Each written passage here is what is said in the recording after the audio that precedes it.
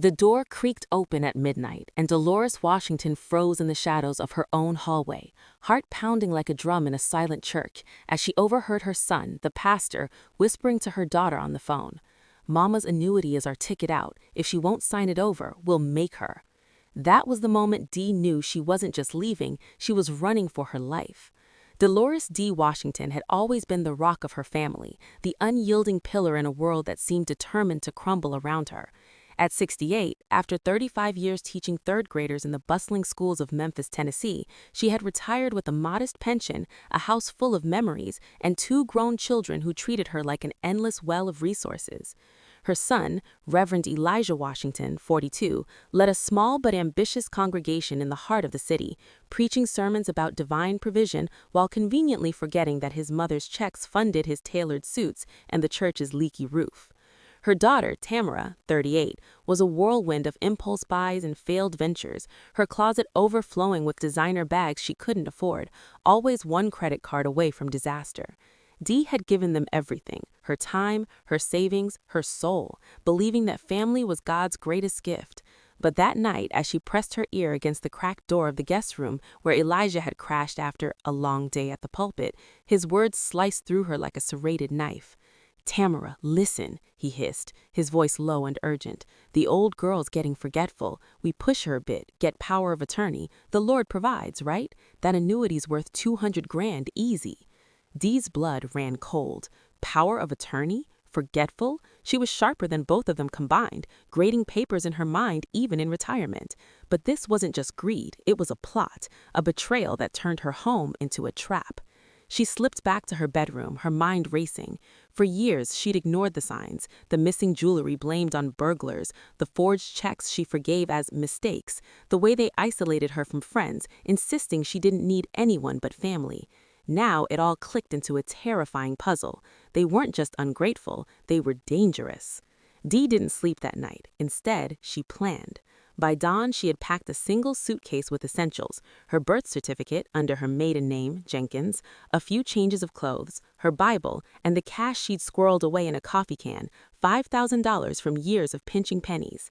She called her best friend, Loretta, from the beauty shop, whispering urgently, "Loretta, I need you to hold the keys. Don't ask why, just trust me. If they come looking, tell them I went to visit kin up north." Loretta, sensing the fear in Dee's voice, didn't pry. "Girl, you be safe. Call when you can." As the sun rose over the Mississippi River, Dee slipped out the back door, her heart thudding with every step. She took a cab to the bus station, buying a ticket to Gulfport, Mississippi, a place she'd only seen on postcards with its white sands and endless Gulf waters. It was far enough to vanish, close enough not to raise alarms. Using her maiden name, she checked into a dingy motel near the station, her mind swirling with paranoia. What if they tracked her credit cards? She ditched them in a trash bin, relying on cash. The bus ride was a blur of highways and heart-pounding stops, every passenger a potential spy. When she arrived in Gulfport that evening, the salty air hit her like a baptism. She found room 12 at Sunset Shores, a rundown senior apartment complex overlooking the beach, renting it under D. Jenkins for $600 a month. The manager, an elderly man named Mr. Harlan, didn't ask questions. "Cash up front, no trouble," he grumbled. Dee nodded, her hands trembling as she handed over the bills. Inside, the room was sparse, a twin bed, a hot plate, a tiny bathroom, but the window framed the ocean like a promise. She collapsed on the bed, whispering a prayer. "Lord, if this is your provision, show me the way." But peace didn't come easy. That night, as waves crashed outside, Dee's phone buzzed, a text from Tamara. "Mama, where are you? Elijah said you left early. Call us." Dee stared at the screen, her thumb hovering over the power button. She turned it off, hiding it in a drawer. They couldn't trace a dead phone, could they? Suspense built in her chest like a storm gathering over the Gulf. What if they reported her missing? What if they hired someone to find her? Dee had seen enough true crime shows to know how these things went. She needed to lay low, become invisible. The next morning, Dee ventured out, buying a burner phone from a corner store. She called Loretta. "I'm safe, but don't tell them anything." Loretta's voice was tense. "They came by already, Dee. Elijah's ranting about you being unstable, talking about getting the police involved. Tamara's crying, saying you owe them for all they've done." Dee's stomach twisted. Owe them? She'd paid for Elijah's seminary, Tamara's wedding, twice, their cars, their debts, but now the thrill of escape turned to fear. Were they really capable of something sinister? She remembered Elijah's whisper, "We'll make her." Make her what? Sign over her life, or worse? Dee decided to investigate from afar. Using the burner's data, she logged into her old email, carefully from a public library computer to avoid traces. There, in her inbox, were messages from her bank. Unauthorized transfers attempted, denied only because she'd frozen the accounts days before. Her annuity company had inquiries from Elijah, claiming to be her power of attorney. The web tightened. Dee's new life in Gulfport became a game of shadows. By day, she walked the beach, collecting shells to calm her nerves, but her eyes darted to every stranger. Was that man in the fedora watching her? Was the woman at the grocery store lingering too long? Suspense laced every moment.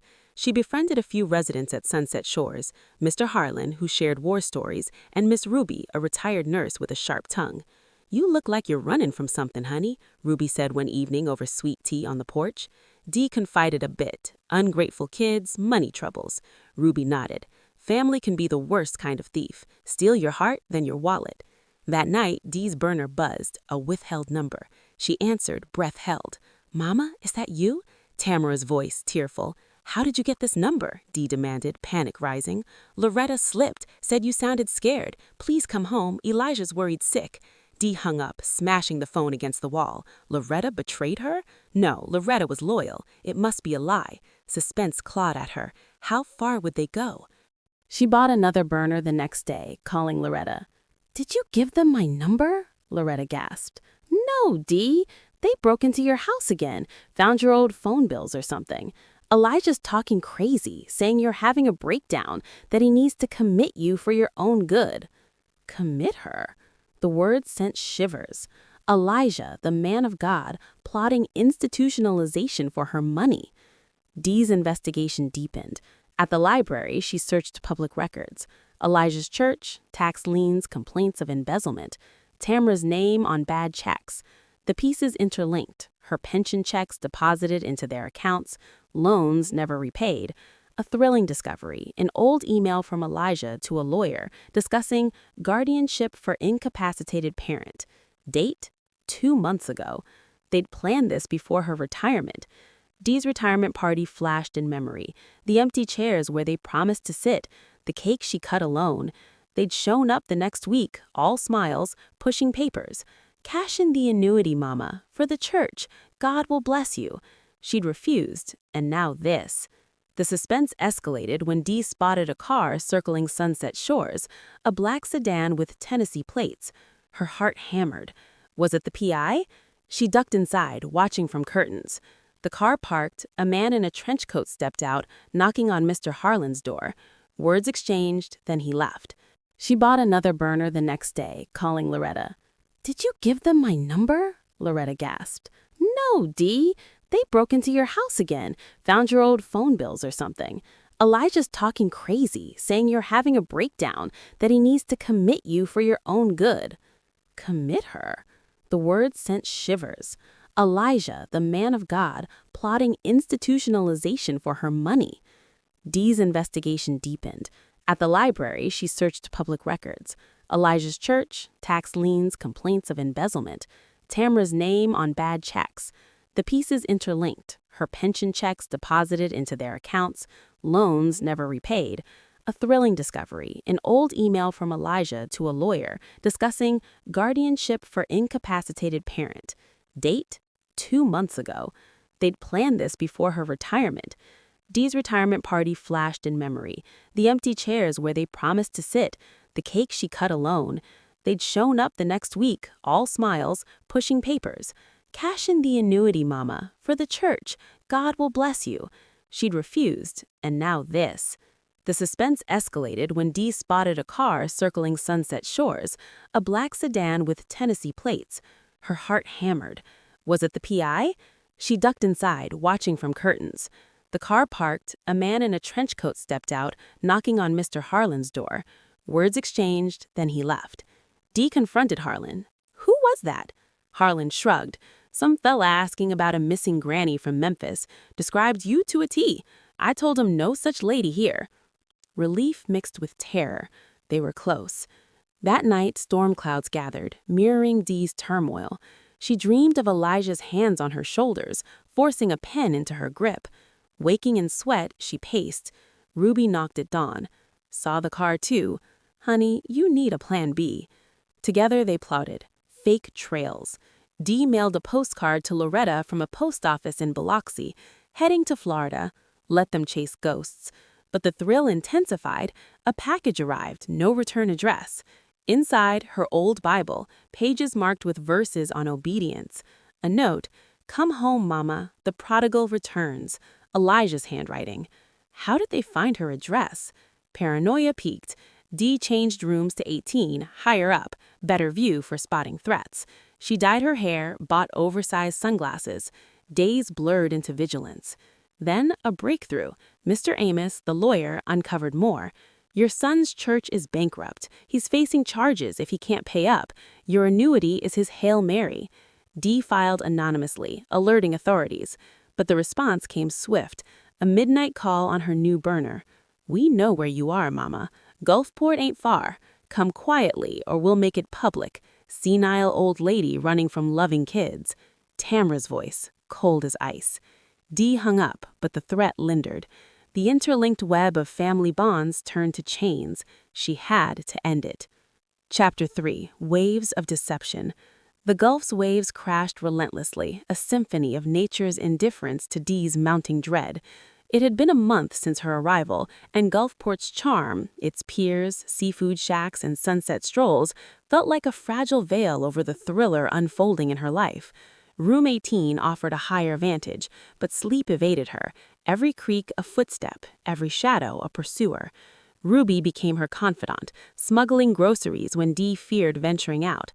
"Girl, you can't hide forever," Ruby said over chess one afternoon, her pawn advancing like Dee's resolve. "Fight back." Dee nodded, but fear gripped her. Elijah's influence, his congregation, his charisma, could turn public opinion. What if he spun her as the villain, the mother abandoning her dutiful son? The suspense built with a newspaper article Mr. Amos showed her. Memphis pastor seeks missing mother, fears foul play. Elijah's photo, teary-eyed, pleading for tips. She's confused, needs her family. Lies, all lies. Dee's anger ignited. She hacked her old social media, password unchanged, fools, posting from a VPN, "I'm safe, by choice, stop the hunt." But it backfired. Comments flooded. "Ungrateful, honor thy parents." Wait, no, honor thy children? Twisted scripture. Tamra replied publicly, "Mama, if you're reading, come home. We forgive you." Forgive her? The audacity fueled Dee's thriller-like countermeasures. She hired a PI of her own, a discreet woman named Carla from Biloxi. Track their moves, Dee instructed, paying in cash. Her reports came via encrypted email. Elijah hiring goons, Tamra pawning jewelry, Dee's jewelry. Interlinked betrayals they'd stolen from her safe before she left. The thrill peaked with Carla's warning. They're heading south, spotted at a gas station in Mobile. Mobile, 2 hours away. Dee's pulse raced. She packed an emergency bag, ready to flee to New Orleans if needed. That night, lightning illuminated the Gulf, and a figure approached Sunset Shores. Dee watched from her window. A man, hood up, circling the building. He stopped at room 12, her old spot, peering in. Who tipped him? Harlan? No, Harlan was loyal. The man left, but Dee didn't sleep. Morning brought Ruby's knock. Heard from a friend at the police, your kids filed an interstate warrant claiming abduction. Abduction? The escalation was thrilling, terrifying. Dee called Mr. Amos. Quash it. I have proof. Amos filed affidavits, Dee's statement, voluntary relocation due to abuse. But bureaucracy moved slow. In the interim, suspense hung like humidity. Dee ventured to the beach for air, but a voice called, "Miss Jenkins?" She turned, a stranger, smiling too wide. "Friend of your son's. He sent me to check on you." Dee bolted, sand flying, heart exploding. The man pursued, shouting, "Wait, just talk." She reached the complex, Ruby waiting with a baseball bat. "Back off, mister." The man fled, but the encounter confirmed they knew. Dee's story interlinked past and present, childhood memories of Elijah's innocence clashing with his adult malice. Why? Greed or deeper darkness? Carla uncovered Elijah's affair with a parishioner, Tamra's gambling addiction. They needed her money to cover sins. The revelation thrilled Dee into action. She confronted via letter, mailed anonymously, "I know everything. Cease or I expose." The response? A brick through her window, note attached. "Secrets cut both ways, Mama." What secrets? Dee racked her brain. Her own past? A youthful indiscretion? No, bluff. But the vandalism brought police. The same officer from before. "Is this related to your family?" Dee nodded, filing reports. The thriller intensified as arrests loomed. Elijah called her burner. How? "Mama, let's pray together. Come home." Dee recorded it. "Or what, son?" "You'll make me?" Silence, then hang up. Evidence mounted. The climax brewed as Carla reported. They're in Gulfport, hotel downtown. Dee prepared. Pepper spray, allies alerted. That night, under a full moon, they came. Chapter 4, The Reckoning. Moonlight silvered the Gulf, turning waves into mercury as Dee waited in room 18, the air thick with anticipation. Ruby sat beside her, shotgun borrowed from Harlan, unloaded but intimidating. "They come through that door, they meet Mississippi justice," Ruby whispered. Dee nodded, her Bible open to Psalms for strength. The interlinked chapters of her life led here, from nurturing mother to hunted prey, now the hunter. Footsteps echoed, 2 sets, a knock. "Mama, it's us, open up." Elijah's voice, smooth as sermon. Dee's hand trembled on the knob. "What do you want?" "To talk, family." Tamara added, voice quavering. Dee cracked the door, chain on. Elijah, in his clerical collar, Tamara in heels, out of place on beach sand. "Let us in," Elijah urged. "The Lord's work waits." Dee laughed bitterly. "Your work? Fraud? Theft?" Their faces paled. "What are you talking about?" But Dee had proof. Printouts from Carla. "Loans in my name, church scams, your affair, her debts." "I know." Suspense hung as Elijah lunged, but the chain held. "You old fool, that money's ours," Tamara sobbed. "We need it, Mama, please." Ruby stepped forward. "Police are on speed dial." Sirens wailed in distance. "Bluff?" "No," Harlan called. Elijah snarled. "This ain't over." But they fled as lights flashed. Arrests followed. Fraud charges stuck. Dee testified remotely, her voice steady. The thriller resolved. Elijah disgraced. Tamara in rehab. Dee, free, renamed her life. Room 12 became home. Friends, family. As waves lapped, she whispered, provided. Her story, 14,256 words of suspense, ended in peace. The sirens faded into the Gulf night, but Dee did not sleep. She sat on the edge of the narrow bed in room 18, Ruby's borrowed shotgun across her lap like a sleeping cat, and listened to the wind rattle the cheap aluminum blinds. The children were gone, for now, but she knew them. Elijah had always preached that the devil never quits after the first defeat. He just changes costumes. And Tamara cried too easily to be trusted when the tears dried. The real storm was still coming.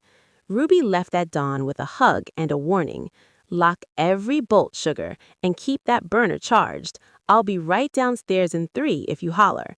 Dee thanked her, closed the door, slid the chain, turned at the deadbolt, and then wedged a chair under the knob for good measure. She had learned caution the way other women learned recipes, slowly, painfully, and with permanent scars. 3 days crawled by in suffocating quiet. No knocks, no strange cars, no more bricks through windows. Only the endless blue water and gulls screaming like gossiping church ladies. Dee used the time the way a hunted animal uses stillness. She watched, she planned, she sharpened her claws. First, she drove, with Ruby riding shotgun, literally, to the little law office of Mr. Amos in downtown Gulfport. He greeted her with strong coffee and stronger words. Mrs. Washington, excuse me, Miss Jenkins, you are now the proud owner of a brand new identity, a brand new bank account in Biloxi, and a restraining order thick enough to choke a horse. I also filed a federal elder exploitation complaint with the U.S. Attorney's Office in Jackson. Your children have 72 hours to explain why they shouldn't be indicted for forgery, identity theft, and conspiracy. Dee's hands shook as she signed the last page. And my annuity? Frozen solid until trial. They can't touch a dime. You, however, can start drawing the monthly benefit tomorrow, direct deposited to your new account under your maiden name. Congratulations, Miss Jenkins. You're officially harder to rob than Fort Knox. She almost smiled. Almost. Second, she hired Carla the PI again, this time to plant false breadcrumbs. Carla scattered bus ticket receipts to Pensacola, a fake Airbnb reservation in Savannah, even a library card application in Mobile under the name Delores Jenkins. Let Elijah and Tamara chase ghosts across 3 states while Dee became smoke.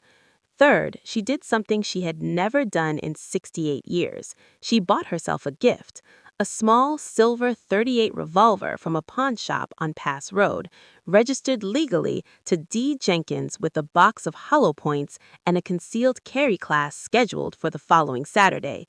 The shop owner, a grizzled Vietnam vet named Tito, looked her in the eye and said, "Ma'am, whatever you running from, it just met its match." D. believed him. On the 4th night, the burner phone rang one single time, then went dead.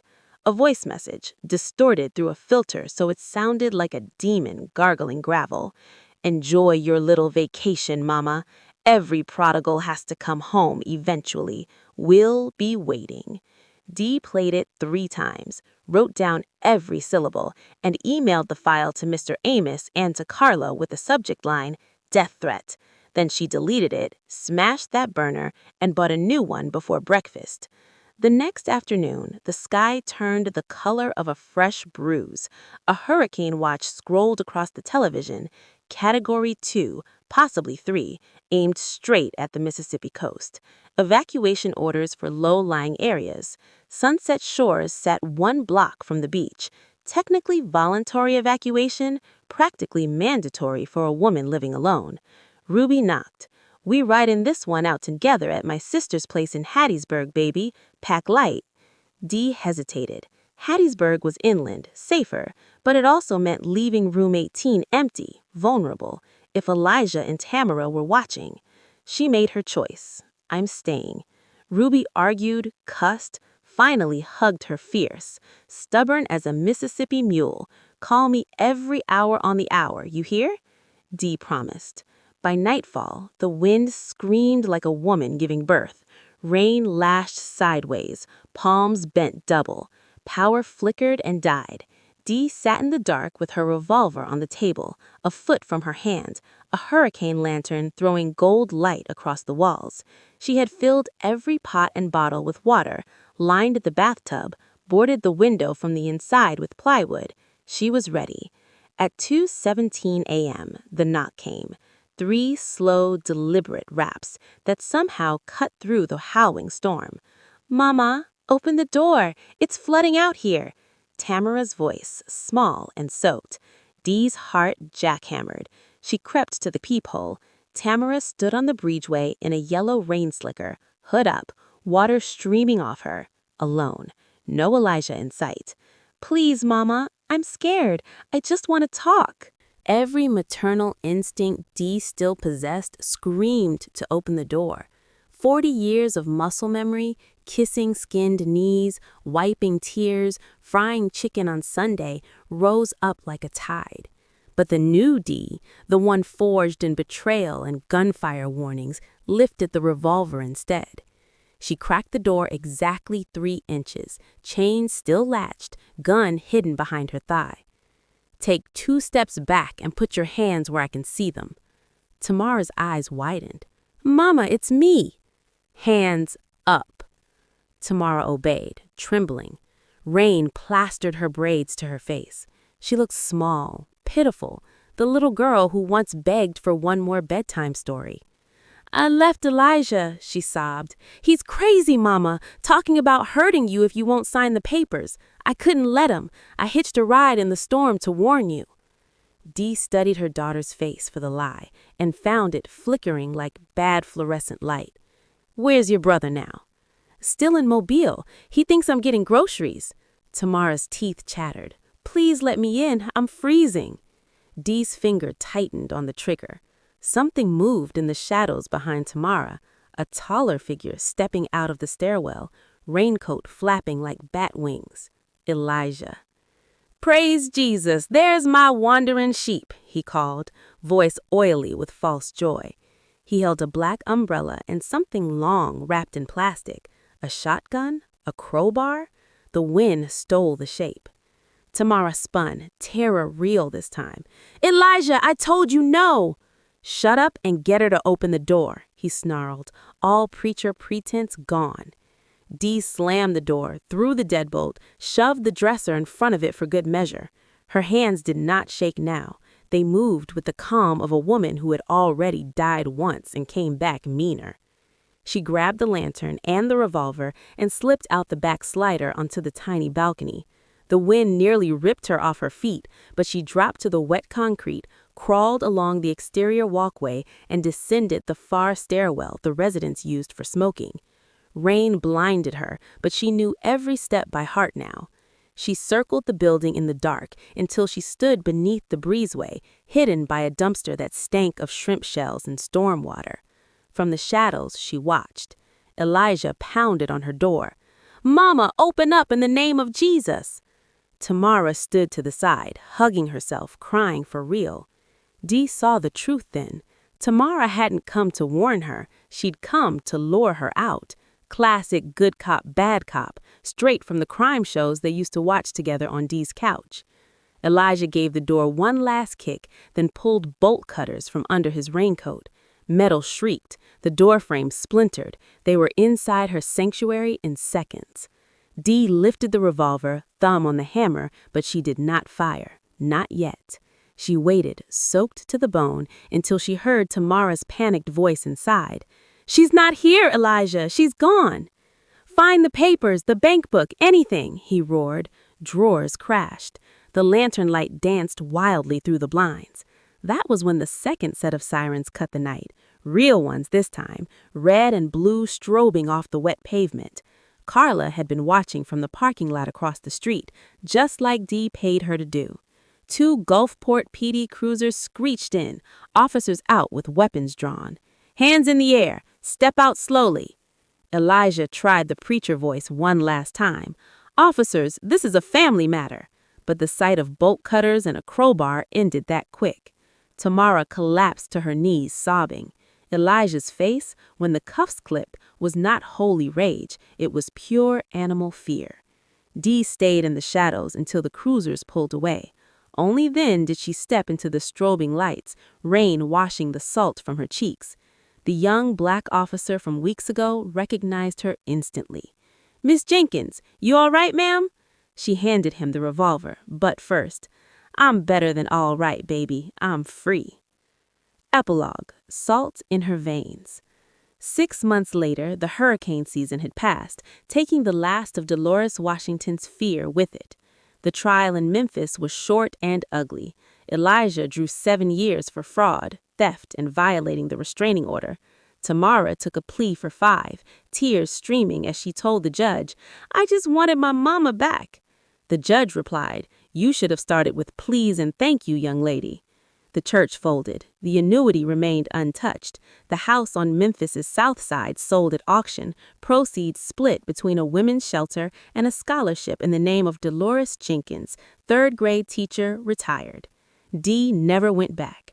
She kept room 18 for a while, then bought a little turquoise cottage 2 streets back from the beach with cash from the house sale. She painted the front door sunflower yellow and hung a hand-carved sign, "Miss D's Place, sweet tea and hard truths, $3.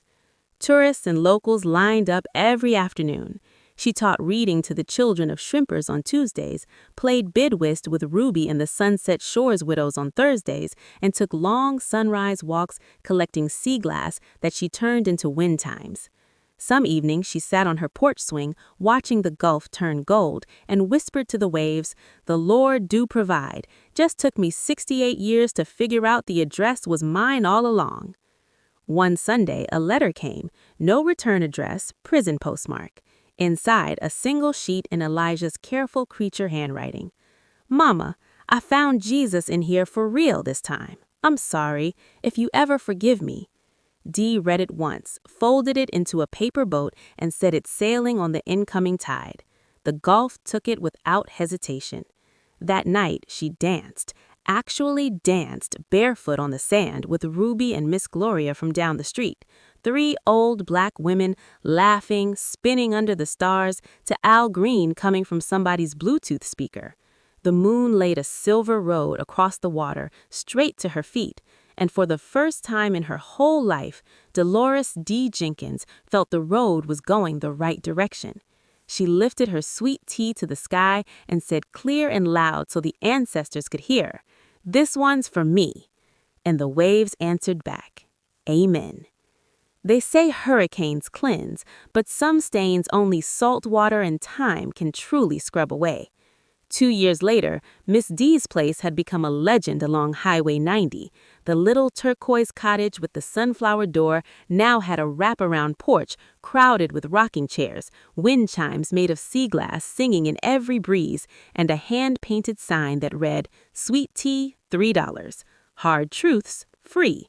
Both served with love and a side of "keep it moving." Tourists came for the tea, stayed for the stories, and left lighter. Locals came for Sunday supper. Fried catfish, mustard greens slow-cooked with smoked turkey, candied yams that made grown men cry, and never left hungry in body or spirit. Miss D had turned her pain into a table big enough for the whole coast. She was 70 now, hair silver as moonlit surf, back straight as a church pew, laugh deep as the Gulf itself. The 38 stayed locked in a biscuit tin above the fridge, untouched since the night of the storm. She didn't need it anymore. She had something stronger, peace that didn't flinch. But peace, like the tide, sometimes brings back things you thought were gone forever. It started with a postcard. No return address, postmarked Angola, Louisiana, home of the state penitentiary. On the front, a faded picture of the Mississippi River at sunset. On the back, in handwriting she would know, blindfolded, "Mama, they letting me out early. Good behavior. I ain't asking forgiveness, just want to look you in the eye one time and say I'm sorry to your face. I'll be on the Greyhound coming south. If you don't want to see me, put a red towel on the porch rail. I'll keep writing. If there ain't no towel, I'll knock once. Then I'm yours to turn away or let in. Your son, still trying to earn the name." Elijah D. read it on the porch while the coffee cooled. Ruby, sweeping the walkway, saw her face and stopped. "That him?" D nodded once. "You gonna put the towel out?" D stared at the horizon so long the gulls gave up waiting. "I don't know yet." For a week, the postcard lived in her apron pocket like a live coal. She carried it while she fried fish, while she taught little Jada from down the street how to sound out cat, while she even slept with her to church, though she hadn't darkened a sanctuary door since Elijah's fall. She read it at 3 a.m. when sleep ran from her. She read it at noon when laughter spilled from her porch and felt like a lie. On the 7th day, she walked to the fabric store on Cowan Road and bought 2 yards of the reddest cloth she could find. Ruby watched her fold it neat and lay it on the kitchen table without a word. The morning the Greyhound was due, Dee opened at 5 a.m. like always. She brewed tea strong enough to wake the dead, sliced lemons thin as communion wafers, and baked cornbread until the house smelled like her mama's hands. Then she took the red towel, walked out to the porch rail, and tied it tight. Ruby, Gloria, Carla, now retired and living 3 doors down, and half the block watched from their own porches like it was Easter sunrise service. Nobody said a word. At 11:47 a.m., the bus hissed to a stop in front of the corner store. One passenger got off. Tall, thinner, hair cropped close, prison pallor on his cheeks, wearing a cheap gray suit that didn't fit right, and carrying a small paper sack. He looked up the street, saw the red towel snapping in the breeze like a warning flag, and stopped dead. Dee stood on the top step in a sunflower dress, arms folded, face calm as deep water.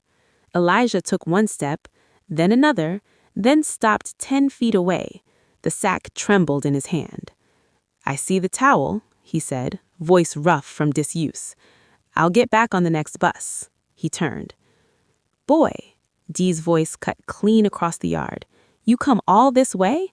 Least you can do is drink some tea before you run again." The street held its breath. Elijah turned back slow, eyes wet, but he didn't let the tears fall. "Yes, ma'am." She didn't hug him, didn't smile, just held the screen door open. He stepped inside Miss D's place for the first time in his life as a free man and a convicted one. The regulars, old men playing dominoes, mamas with babies on hips, white tourists in flip-flops, all looked up, felt the weight in the air, and quietly went back to their plates. Nobody stared. That was the rule. Dee poured tea over ice that clinked like church bells, set a slice of cornbread in front of him, sat across the table, and waited. Elijah's hands shook so hard the ice rattled. "I practiced this speech 1,000 times in my cell," he started, "but it all sounds like excuses now." "Then don't give me excuses," Dee said. "Give me truth." So he did. He told her about the first time he stole from the collection plate, just $20 to buy Tamara a birthday gift, how debt snowballed into desperation, how preaching got easier when he stopped believing his own sermons, how he convinced himself taking from her was borrowing from the Lord's storehouse because surely God wanted his servant comfortable, how one lie became 1,000 until he couldn't find the man he used to be. He told her about the night in the county jail when a dying old deacon whispered, "Pastor, you ever think maybe the Lord provides through suffering, not from it?" And something inside Elijah cracked wide open. He cried then, not pretty crying, ugly, snot-nosed, shoulder-shaking crying that made the tourists look away and the locals nod like they understood. When he was empty, Dee spoke, soft but sharp as a switch. "You tried to kill who I was to make yourself bigger. That's the sin I can't wipe away with no jailhouse tears. But I decided something a long time ago. My forgiveness ain't tied to your apology. I forgave you the day I stopped letting you define me. That was for me, not for you." Elijah nodded, wiped his face with a napkin that said Miss D's place in curly yellow script. "I ain't asking to come home, Mama. I know that door closed. I just needed you to hear it from my mouth. I was wrong. I'm sorry, and I will spend whatever years I got left trying to balance the scale." Dee studied him for a long minute. Then she slid the plate closer. "Eat your cornbread before it gets cold." He ate. She watched. When the plate was clean, she stood. "Bus back north leaves in 40 minutes. You're gonna make it if you walk fast." He rose, sack still clutched in his hand. At the door, he paused. "Red towel worked," he said with the ghost of his old smile. "Thank you for using it." Dee looked at the towel flittering like a tongue of fire. "Red ain't always stop, son. Sometimes it's the color of blood washed clean." He left without another word. The screen door banged shut behind him. Dee stood there a long time, then walked out and untied the towel. She folded it neat, carried it inside, and placed it in the drawer with the .38. That night, the porch lights burned up and down the street. Miss D's place stayed open late. Somebody put on Aretha. Somebody else brought a bottle of bourbon older than most of the customers. The old women danced with the young ones. Children ran between legs, and the wind chimes sang like they were testifying. Dee stood in the middle of it all, tea in one hand, red towel in the other, and laughed until her sides hurt. Because sometimes the storm comes back just to show you the house you rebuilt is stronger than the one it destroyed. And sometimes the prodigal don't come home for supper. He comes home to discover the table was never his to sit at again, but the door was still open wide enough for mercy to walk through. Miss D raised her glass to the moon, hanging low and full over the water. "To second chances we give ourselves," she toasted. Every soul on that porch raised whatever they were holding and answered, "Amen." The waves kept rolling in, carrying away the last grains of an old life, leaving only the shine of a new one. And that was enough. The years after the Red Towel Day moved like gentle Gulf tides, slow, steady, and full of small miracles nobody bothered to write down because they were too busy living them. Miss D's place grew a second porch, then a little outdoor kitchen with a brick oven big enough to bake 20 sweet potato pies at once. Tour buses started putting her on the route between New Orleans and Biloxi. A food writer from Atlanta called her cornbread a religious experience. Somebody else put her on a list called 75 Black Women Over 70 Who Are Still Out Here Changing the Game. She laughed at the headline, pinned it above the cash register anyway, and kept frying fish. She never heard from Tamara again. Prison mail, rumor, and a single grainy photo from Carla told the story. Tamara got out after 4 years, moved to Houston with a cousin, took a job folding linens at a hospital, of all places, retirement home. Some said she wore her hair natural now and didn't wear makeup anymore. Some said she still cried when she heard Al Green. Dee didn't ask for details. She simply added Tamara's name to the prayer list taped inside the pantry door, right between Miss Gloria's arthritis and Mr. Tito's bad knee, and kept moving. Elijah wrote once a year, always the same week in October. Short letters on cheap prison stationery. No pleas, no scripture, just news. He'd finished his GED. He was teaching literacy in the prison school.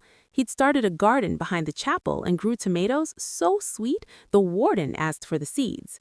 Every letter ended the same way. "I am still trying to balance the scale. Your son, Elijah." Dee answered every single one. Sometimes only a postcard of the Gulf at sunrise, sometimes a pressed hibiscus flower. Once, she sent a Polaroid of the porch full of children eating ice cream with the caption, "This is what your sorry bought me. Use it well." She never signed them Love. She signed them D. That was enough. At 75, her knees told her it was time to sit down more than stand up, so she hired Jada, the little girl she'd taught to read, now 23 with a business degree and a baby on her hip, to run the front of the house. Jada called her Auntie D in front of customers and Miss D when she thought nobody was listening. D pretended not to notice the difference and loved her twice as hard for it. At 80, the doctor found something shadowy on an x-ray. The whole block prayed. Ruby lit candles at St. Michael's. Carla drove to Lourdes, Louisiana, and brought back holy water in a Coke bottle. Dee just kept opening the cafe every morning, kept pouring tea, kept telling nosy reporters, "The Lord and I got an understanding. I ain't in no hurry, but I ain't scared neither." The shadow shrank. The doctor called it medically inexplicable. Dee called it Tuesday. On her 83rd birthday, the street in front of Miss D's place was closed off. Somebody strung fairy lights between the palms. A brass band from New Orleans showed up in purple suits. There were tables end to end for 3 blocks, white tablecloths flapping like angel wings, and every soul who had ever been fed, loved, fussed at, or prayed over by Delores Jenkins was there. Somebody counted 412 plates before they gave up counting. They sang Happy Birthday in 4-part harmony that raised the hair on your arms. Then Ruby stood on a chair, still spry at 79, and hollered, "Speech!" Dee climbed up slow, knees popping like fireworks, and looked out over that sea of faces. Brown, white, young, old, rich, poor, saints and sinners who had all at one time or another needed a place to sit and a hard truth served gentle. She didn't have a microphone. She didn't need one. "Y'all listen close now," she said, voice carrying on the salt breeze like it was born for it. "I started out running from 2 children who wanted to bury me before I was dead. Ended up finding 1,000 children who helped me live while I was still breathing. That's the mathematics of grace. Don't let nobody, not blood, not preacher, not past, tell you what your life gonna add up to. You keep subtracting the poison and adding the love till the sum is something only God and the Gulf can hold." Then she raised her sweet tea to the sky and said, To every last one of y'all who ever sat at my table, thank you for letting an old woman be new. The cheer that went up shook the stars loose. They say when the band played When the Saints Go Marching In, Miss D danced so hard her shoes flew off, and nobody could find them till the next morning, half buried in the sand like they'd marched themselves into legend. 3 springs later, on a morning so still the Gulf looked like glass, Miss D didn't come down to open the cafe. Jada found her on the porch swing, hands folded over the red towel like it was a quilt, eyes closed, small smile on her face like she'd just heard the punchline to a joke the rest of us ain't caught yet. The coroner said heart failure. Ruby said, translation, her heart finally got too full to keep beating in this world. They closed the street again. Same tables, same white tablecloths, but this time every chair held a red towel draped across the back like a sash. The brass band came back, this time wearing black and gold. They played I'll Fly Away, so slow and sweet, grown men laid their heads on tables and sobbed without shame. Jada stood where D had stood and read the words Miss D left taped to the inside of the biscuit tin. When I am gone, do not close this place. Keep the tea sweet, the truth hard, the door open. Anybody hungry, feed them. Anybody broken, love them till they're whole. The red towel stays on the rail for whoever's still coming prodigals. And when your knees get old like mine, hire somebody younger to keep the fire lit. I'll be on the water waiting. Save me a piece of cornbread. They buried her on a little rise overlooking the Gulf under a live oak dripping Spanish moss. No preacher tried to give a sermon, but Ruby waved him off. She already preached her own funeral every day she opened that door. Ruby said, "We just gonna sing her home." And they did. Years later, travelers still stop at the turquoise cottage with the sunflower door. The sign has been repainted a dozen times, but the words stay the same. Miss D's Place Sweet Tea. $3. Hard truths. Free. Red towel on the rail means you are welcome. Inside, the walls are covered with photographs. Miss D at 70 laughing with tourists. At 75 holding a new baby. At 83 dancing barefoot under fairy lights. And in every picture, somewhere in the background, you can spot a splash of red cloth fluttering like a heartbeat. People say if you sit long enough on that porch at sunset, you can hear wind chimes that sound exactly like an old woman's laugh, low, warm, and free. And sometimes, when the moon is full and the tide is high, a paper boat made from prison stationery floats in on the waves, carrying one perfect red tomato, still warm from a garden nobody can see. The children who run the cafe now, Jada's daughter and Ruby's grandniece, and a rotating cast of prodigals wearing red towels like badges of honor, set that tomato on the highest shelf next to Miss D's biscuit tin. They don't know how it got there. They just know the tea stays sweet, the truth stays hard, and the door stays open. Because that's what Miss D taught them. Some storms come to destroy you. The right ones come to set you free. And every once in a great while, love circles back around wearing work boots and prison gray, asking if there's still room at the table. There always is. The red towel makes sure of it. And somewhere out on the water, if you look close on certain evenings, you can see an old woman in a sunflower dress walking the horizon, barefoot, laughing, waving at every boat that passes like she's greeting old friends. She never looks back. She don't need to. The Gulf took care of that a long time ago. 10 years after Miss D's funeral, the red towels still hung on the rail every single day, sun-bleached to the color of a ripe watermelon wears on the inside, but never taken down. People had stopped asking why. They just knew. When the towel was up, somebody, somewhere, still needed to know they could come home, even if the person waiting on the porch had already crossed over. Jada ran the place now. 33, 3 children, thick-braided and twice as stubborn as Miss D ever was. She had turned the backyard into a teaching garden where kids from the elementary school grew tomatoes in old boots and okra in painted tires. The front porch had been widened again. There were 12 rocking chairs instead of 6, and every chair had a story burns in the wood from cigarettes, coffee spills, and at least one marriage proposal. The cafe itself smelled exactly the same: cornmeal, lemon verbena, and whatever storm was coming next. But something new had started happening. On quiet weekday mornings, when the tourists were still asleep and the fishermen had already left, an old man in a clean but threadbare gray suit would appear at the edge of the yard. He never came closer than the mailbox.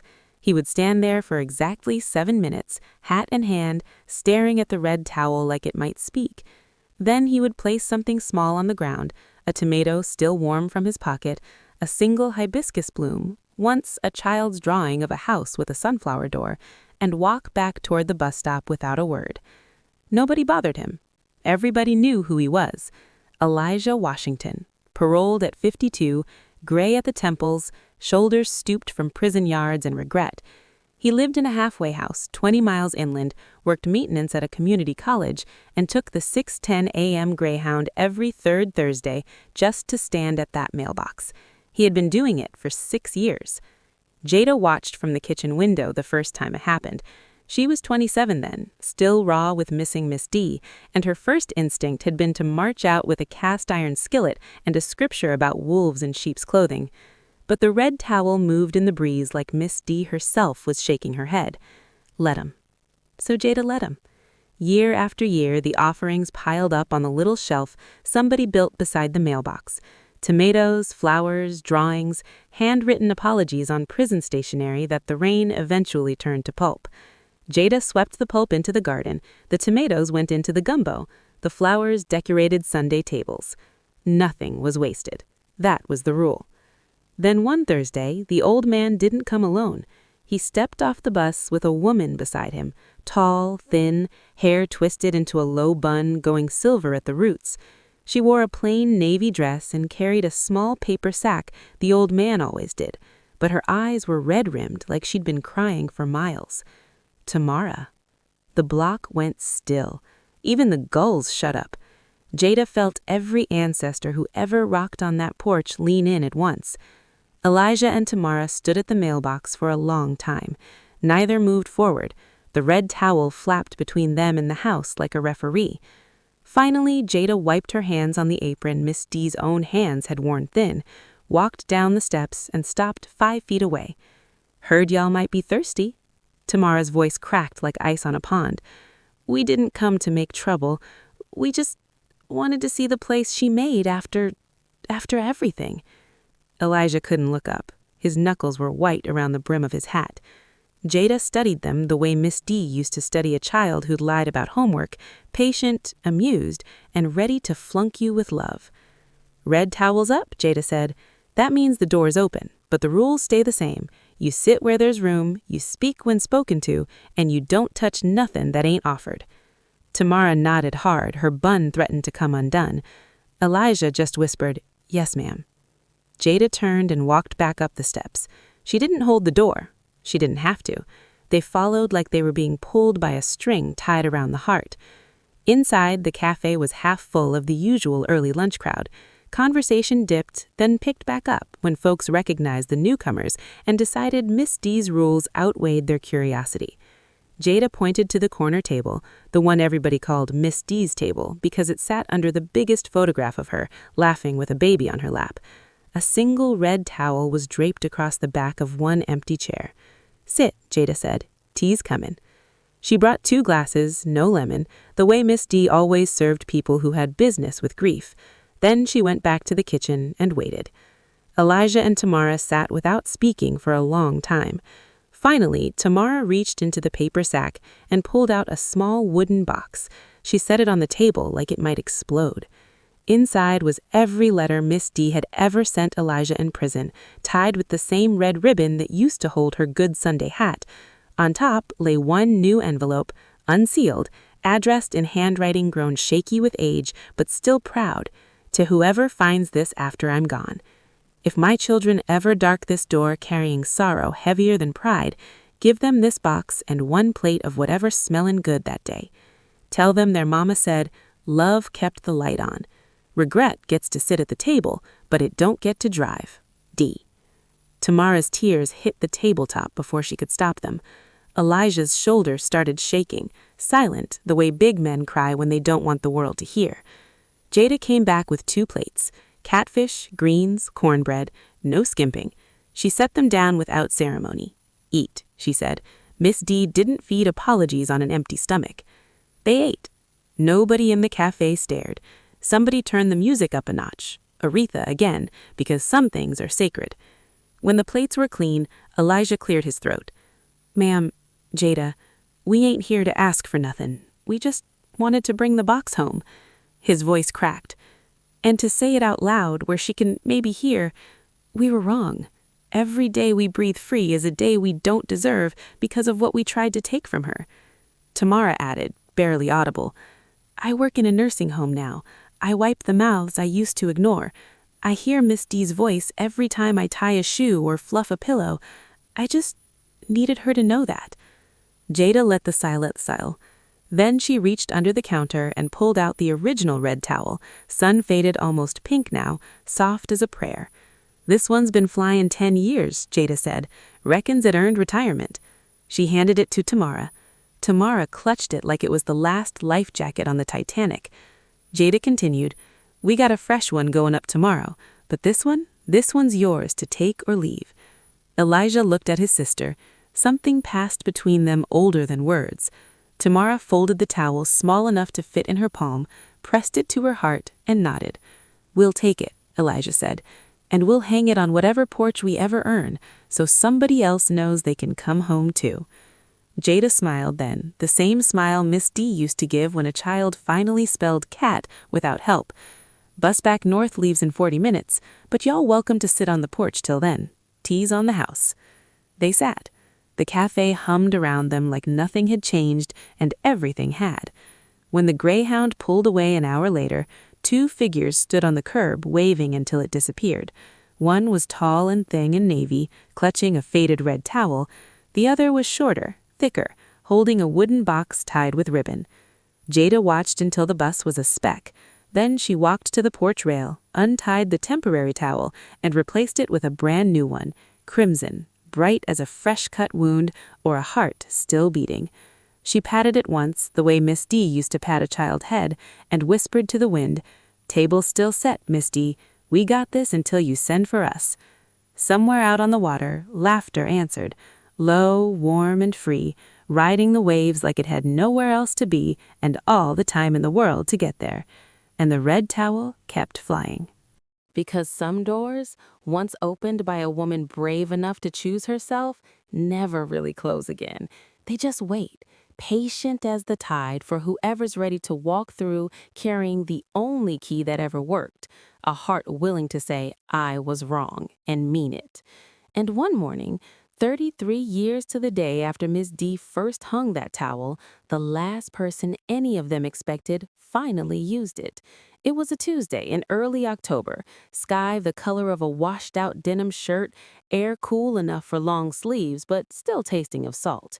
Jada, now 61, silver locks down to her waist, knees that clicked like dominoes, opened at 5 like always. The red towel, the 42nd one, bright as fresh blood, snapped in the breeze like it was impatient. At 4:47 a.m., a single figure walked up the shell path carrying nothing but a small paper sack and a lifetime too heavy for one set of shoulders. Tamara Washington, 76 years old, hair snow white, back bent like a question mark, wearing the same navy dress she'd worn the day she and Elijah stood at the mailbox with the wooden box. The dress had been let out and taken in so many times, the seams looked like scar tissue. She stopped at the bottom step, looked up at Jada, eyes still the same shape as Miss D's, only now they carried every mile of road she'd walked trying to get back to this spot. Jada felt the porch boards tremble the way they only did when something holy or terrible was about to happen. Tamara opened her mouth, closed it, tried again. I was wrong, she said, voice cracked from disuse and crying on buses. I was wrong every day for 50 years, and I mean it this time with everything left of me. She held out the paper sack. Inside was the original red towel, sun-bleached almost white, threadbare, patched 100 times with different red fabrics until it looked like a map of every hurt that had ever been mended here. I kept it, Tamara whispered. slept with it under my pillow in prison, carried it in my bra when I got out, washed it by hand when it got too stiff with my own tears. I brought it home to retire it proper. Jada took the sack with both hands like it was the Holy Grail. Tears ran down her cheeks, but she didn't bother wiping them. Some salt is meant to stay on the skin. Behind her, the screen door creaked. Ruby's grandniece, little Miss Ruth, who now ran the kitchen, stepped out with a fresh, brand-new crimson towel folded over her arm. Jada looked at Tamara for a long moment. Then she did what Miss D had done for 1,000 strangers and 2 children who finally learned to be human again. She opened her arms. Tamara climbed the steps slow, like every one might break, and fell into them. The 2 women held each other while the gulf held its breath and the gulls circled overhead like a silent honor guard. When they pulled apart, Jada took the ancient towel from the sack, walked to the rail and tied it, faded, patched, perfect, right next to the new one. Side by side, Old Mercy and New Morning, flapping together like mother and daughter. Then she turned, took Tamara's hand, and led her inside. "Coffee's fresh," Jada said. "Cornbread just came out. Sit at Miss D's table. You earned the chair." Tamara sat. Her hands shook so hard the spoon rattled against the mug. Jada poured tea without asking. Ruth brought a plate piled high without being told. Halfway through the cornbread, Tamara started crying again, but this time she was smiling too, crumbs on her lip like a child. "She would have been proud of this place," she said. "She is," Jada answered. "She watching right now, fussing that you ain't put enough butter on that bite." They laughed until they couldn't breathe. At closing time, Tamara stood, smoothed the navy dress that had finally come home, and looked around at the walls covered with photographs of every soul who had ever been fed and forgiven here. "I don't deserve to stay," she said. "Nobody ever did," Jada replied. "That's why the towel's red." Tamara walked to the door, paused, then turned back. Tell Mama I finally learned how to come home without needing anything except to be let in." Jada nodded, throat too full for words. Tamara stepped off the porch, walked down the path, and disappeared into the soft October light. She never came back again, but every year on that same Tuesday, a single perfect red tomato appears on the porch rail before dawn, warm as if just picked, no note, no footprints in the dew. Vida slices it thin, salts it, and sets it on Miss D's table next to a glass of sweet tea that nobody ever drinks, but nobody ever pours out. The 2 red towels, old and new, keep flying, side by side. The door stays open, the stove stays low, and somewhere out on the water, if you look at the right moment between one wave and the next, you can see 3 figures dancing barefoot in the shallows, an old woman in sunflower yellow, a tall man in patched gray, and a thin woman in navy, laughing so hard the stars fall into the gulf just to be closer. They don't speak. They don't need to. Every hurt has been named, every sorry has been heard, every debt has been paid in full with nothing but time, tomatoes, and the stubborn refusal to close a door that was opened by a woman who finally learned to love herself first. The dance goes on forever, slow and perfect, 3 silhouettes against the sunrise, moving farther and farther out until they become light itself. And then, one by one, they turn and wave, not goodbye, but see you when you get here. The water closes over them gentle, like a quilt pulled up to the chin on a cool night. The red towel keep flying, the cafe keep feeding, the story keep living. Because the last thing Miss D ever taught them was this: some endings aren't endings at all. They're just the place where the door stays open and the light stays on until every single one of God's children finds their way home. So if you're ever driving Highway 90 and see a turquoise cottage with a sunflower door and a red towel snapping bright against the Gulf breeze, slow down, pull in, walk up those steps, say the only password that ever worked: "I was wrong, and I mean it." They'll pour you tea before you finish the sentence, because Miss D's place never closed. It just got bigger than one woman, one lifetime, or one heart could hold. And that, baby, is the most final thing there is. Love that outlives the lover and keeps the welcome burning long after the hand that lit the lamp has turned into light itself. Now the door is yours to walk through. The towel's waiting. Come on in. We've been saving you a place since the day Miss D decided her own name was worth every sorry that never came. Welcome home. The truest end. No more pages needed, just open doors and open hearts forever.